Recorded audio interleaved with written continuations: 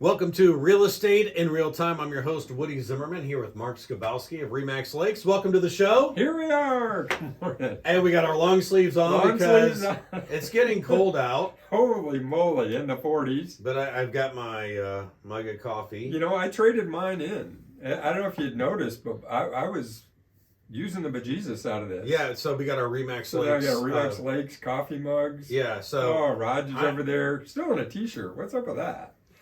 Yeah, right. It's hot in the It's studio. hot. The studio, yeah, the studio does get hot. And Mark, I do think I need a new coffee You know what? mug. We better replace that. It's worn down. Yeah, you're wearing it down. Yeah. All right, hey, today is going to be a very interesting show. Well, we think so. Yeah, well, yeah. I mean, we always talk about market updates, and it's always been gangbusters. You know, I mean, it's just been, everything's been going crazy, but now things are slowing down because of the Feds are increasing the interest rate yet again. It's gone up. They just met and rates have gone up. So I called a local lender and I asked for information. What do rates look like today? 30-year fixed, 7 1/8. We have not seen numbers like that for a long time. And that is someone with good credit. Yeah. Good credit. So Yeah. if you don't have good credit, those rates aren't going to be the same. Yeah. VA loans 7%, USDA 7%, FHA 7.25%. So back to the theme where we talked earlier, way earlier in the year about affordability.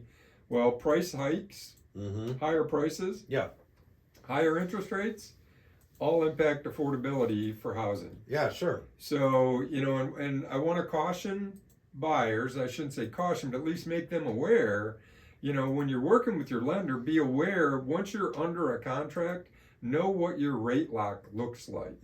How long will they hold that rate for you? Because we're seeing more and more where, you know, some lenders will they don't lock the loan until it's very close to the end. Some, as soon as you make application, they lock your rate. And when I'm saying lock your rate, they've gone out to the mortgage, you know, wherever they grab the rates from. Yeah. They lock your rate, meaning you get that rate for closing for a specific amount of time. It might be 30 days, might be 15 days, might be 45 days.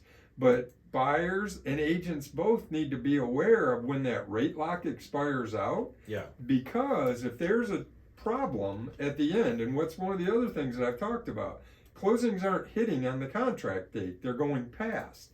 We're scheduled to close on the 30th, they're closing, but they're closing the next week, 7 days later. Well, what if your rate lock expired on day 30? Yeah.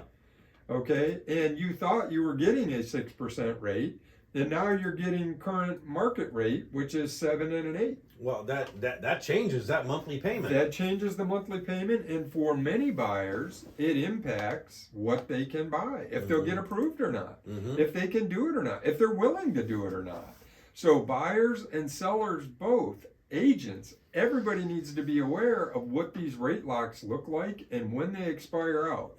You know, when rates were low and rates were consistent, wasn't a big deal, because if you extended, you extended. Even if rates stabilize, and the problem is they haven't stabilized. They've gone up 1% in less than a month, right? So if somebody had locked at 6% and they thought they were going to close on the 30th of this month, and their rate lock expires on the 30th, and all of a sudden we roll into the next month, now what? Now you're at 7%. That 1% change could impact, can you afford it or not? Will you be approved for the loan or not? So you have to be aware of that. Buyers agents, sellers agents, think about that. Because we did not have to deal with that for a long time. When rates were stable, you know what? They just extended the rate lock. It didn't cost anybody any money. Sure. Right? The bank just, okay, well, we'll renew at the market rate, and the market rate's still the same as it was a month ago. With this volatility in interest rates, we are not seeing that. So I know I'm beating this horse, I'm beating it to death, but it's something you have to be aware of if you're in the buying mode and if you're in the selling mode. You really do, because you could lose a buyer because their rate lock expired. So something you've got to be aware of. Can you control it? No, you can't. But at least be aware of it.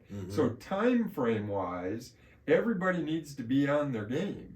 that includes the lenders. Yeah. Well, I think you need to be smart about it. You need to ask questions. You need to be talking with your lender. Right.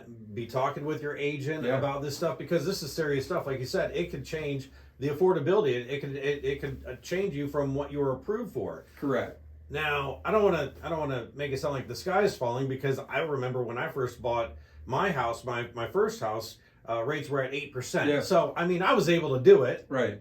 But times were really good when we had interest rates of like 3%. Right. And you know, when we later on in the show, we're going to talk about, you know, sellers. Okay.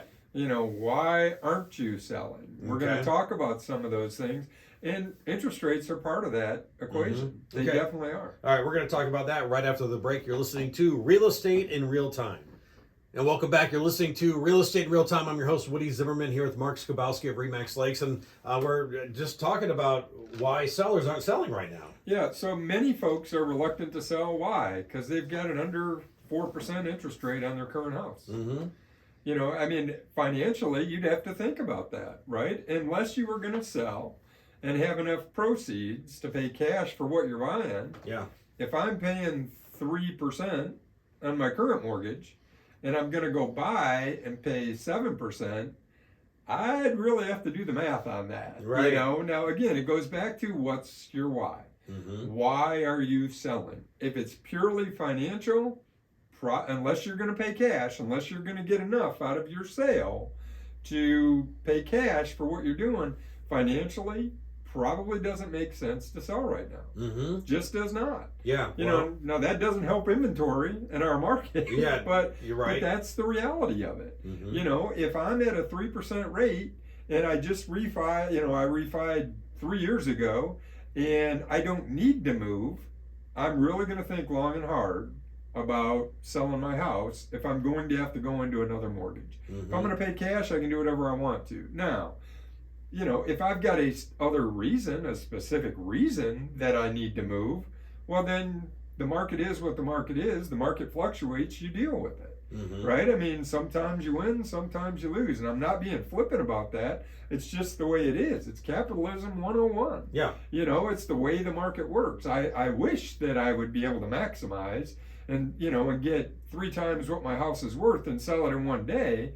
But the reality is that's probably not going to happen. Mm-hmm. But the fact is, even when rates have risen, there is still high demand out there. There are still buyers out there looking. You just need to be smart, as you mentioned before the break. You need to be smart about what you're doing. Mm-hmm. That's all. So why are people reluctant to sell? Part of it is that interest rate on the financial, you know, but beyond that, if I don't have a reason, I'm not going to sell. Right. And a lot of people would say, man, I could get so much for my house right now, but I don't know where I would go. Right. That was the reason for the longest time, but now it's, you know, things have shifted, and it's like, well, if I buy that next house, my interest rates are going to be higher. Right. So, you know, historically, why do people decide to sell? What's your why? Yeah. So I researched, found an article, and here it is. There's 31% of people want different features and amenities. Yeah. 29%, the home no longer meets their needs. They've had another, you know, child, life change, kids have moved out. Yeah, something empty like that. Nesters, right. Right. Today, 26% need a home office to work. Yes. Right? Because technology has allowed that. That's a big one. 23% want to be closer to loved ones. Okay. 22% want a smaller house that's less work, Mm-hmm. and 17% no longer need to live near their office. So think about that. 26% of the people need a home office to work in, 17% no longer need to live near their office. Yeah. Because of remote work, right? I think, again, our economy has shifted. It has shifted. We're going to see some of this hybrid stuff to where people are going into the office for a couple of days a week, and they're working from home the other 3 days a week or 2 days a week or whatever it is. Yeah. I think, you know, not every industry is that way, right? I mean, you go into McDonald's, you need somebody there cooking burgers. They're not cooking from home and mailing it in. Right, yeah. Right? I mean, there's certain industries that you're not going to see that, but there are some that are that way. I mean, you can work remotely. Mm-hmm. So, you know, all of those things, the traditional reasons for why people decide they're going to sell. That's their why. Mm-hmm. Why are you moving? But right now, you got to think of financially, does it make sense?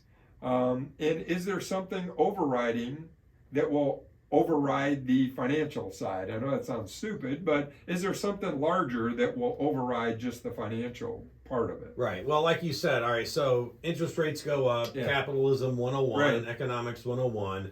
It's going to slow things down. Yep. Okay, and the feds raise interest rates when they try to slow inflation. Correct. So now my question would be, are we going to see housing prices start to drop off, taper off? I mean, I don't think we're going to see a crash. I really don't. And we've had that, and maybe I'm wrong.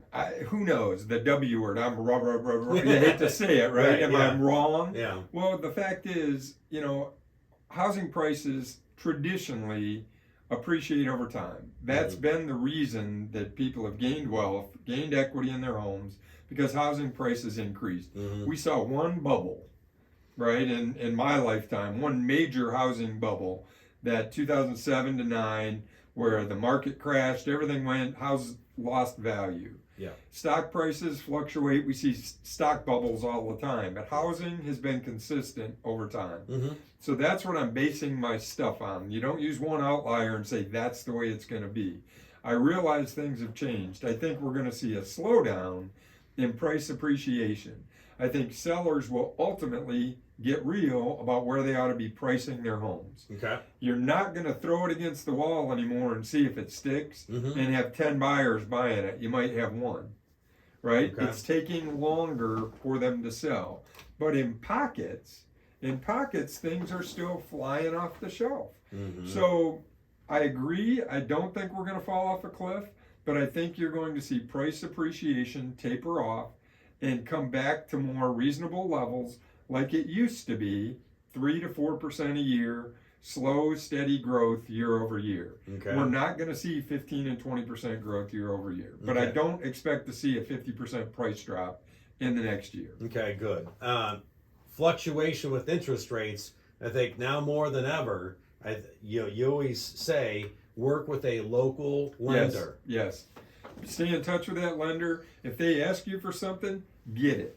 Mm-hmm. Right? You don't want any delays. Buyers stay on top of it. Agents stay on top of it.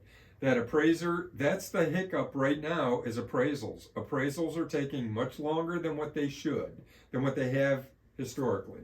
So, you just need to be on top of it. Don't do a 20-day rate lock because rates are changing. Yeah. So bottom line, it all goes back to your why. Absolutely. Why do you need to, and maybe this isn't the right time. It may not be the right time for you to sell, but examine it. You'll know that better than anybody else. Absolutely. All right, Mark, your contact information? Sure. Web's lakes-realtors.com, 574-834-1233. Awesome. Great information today. You've been listening to Real Estate in Real Time. Have yourself a wonderful weekend.